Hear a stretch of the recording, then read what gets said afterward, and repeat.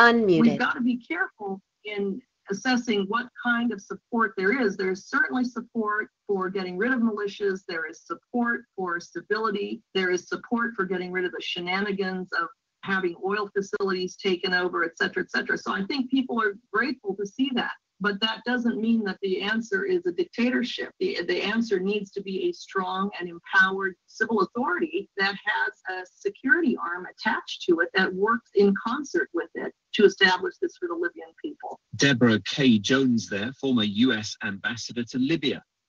The U.S. Secretary of Homeland Security, Kirstjen Nielsen, who enforced some of President Trump's most controversial border policies, resigned yesterday. Her resignation came after she and the president paid a visit to the U.S. border with Mexico last week, and he repeated his threat to close official crossing points. He's already used emergency powers, citing national security, to release $1 billion from the U.S. defense budget for building a border wall. But many U.S. companies located close to the border are concerned about the impact on their businesses if Mr. Trump follows through on his tough words. Sophie Long reports. The San Ysidro border crossing is the busiest land entry port in the world. Closing it would have a massive impact on people living and working either side of it. Barry Sonnen runs an electrical refurbishment factory in Tijuana in Mexico. He lives in the... Come on in, everybody. Come on in.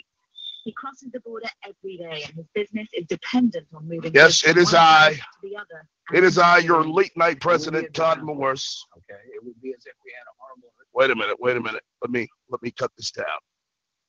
Yes, ladies and gentlemen, friends and family, my fellow constituents, and all of my fellow YouTubians. This is the voice, oh yes, of course, of your late night president, Todd Morris, here with you all for the start of a brand new week of programming here on Prankville. Also here tonight with a special announcement for all of you. Yes, a special presidential decree of sorts. You see, I am here this afternoon, this early afternoon, just a few minutes shy of the 4 p.m. Central Standard Hour, a beautiful spring like Monday afternoon here in Southeast Texas.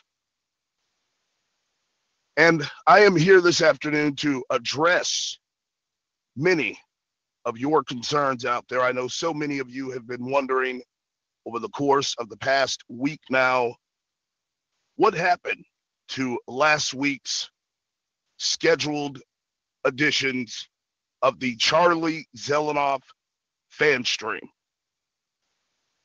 And yes, I think now is a better time than ever to address so many of your concerns. The first question I want to ask here is, what do you people expect me to do? After Mental Stanley paraded here on the fan stream last week and nearly desecrated the Zelenoff fan stream. Yes, with his childish behavior and his decision, of course, as some of you may know, to moon. That's right, ladies and gentlemen. He pulled his pants down and exposed his bare ass live on the live stream for everyone to see. Luckily, it was the end of the night. Not so many people were viewing. Thank God. And by the way, that footage will never, ever be seen again for those of you who are wondering. I know some of you have made your false claims to have the footage. I, the president, am the only man alive with that footage, and it will never be shown anywhere ever again. And you can thank Mental Stanley. Mental Stanley. Yeah, he's been parading around YouTube the last week as twisting his own narrative of how he humiliated Todd Morris at his own game. You know what I think this is all about for many of you out there? It's not so much about jealousy. I don't think very many of you truly hate Charlie at all. Most certainly not as much as you claim to. But you know what I think this is all about? You know what I think this situation truly needs? Of course, I'm talking about this hate you people have for Charlie Zelenoff. I think that you people need to learn a little bit of a lesson in appreciation. As I've said here before, you all think that Charlie is some superhuman with superhuman powers. Oh, he's a human, just like you and I. He is an ordinary person, blessed with an extraordinary talent. And I think that you people need to learn a little bit of respect. I think you people need to learn a little lesson in appreciation. And who better to teach you all a lesson in true appreciation than me, the late night president, Todd Morris. That's right. I'm going to help stir up the gift of appreciation here all across YouTube. You see, as I said at the end of last week's live stream to Mental Stanley and to everyone else who was listening, I will not let you win. I will not let you win. I'm the president. I win. What I want, that's what I get. I'm going to teach you all a valuable lesson in appreciation. And it's going to start right here tonight, ladies and gentlemen, because there will be an all-new edition of the Charlie Zelenoff fan stream tonight. An edition that all of you can participate in. How, you might ask?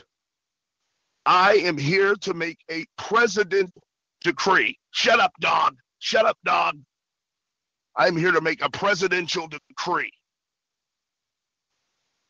A presidential decree. I am declaring tonight, all across YouTube, Charlie Zelenoff Appreciation Night. That's right. Say it with me. Charlie Zelenoff Appreciation Night. And we're going to kick off the festivities right here on Prankville tonight, beginning at 6 p.m. Central, by the way. Shut up, dog. Shut up. I'm trying to be the president here. Charlie Zelenoff Appreciation Night. I hope you're ready. That's right. We will have a special no hate zone in place for tonight's appreciation festivities. I'm not putting up with any of you haters tonight. Any of you. Charlie Zelenoff Appreciation Night. I hope you're all ready. I most certainly will be as well. Thank you. May God bless America. May God bless YouTube. And may God bless Charlie Zelenoff.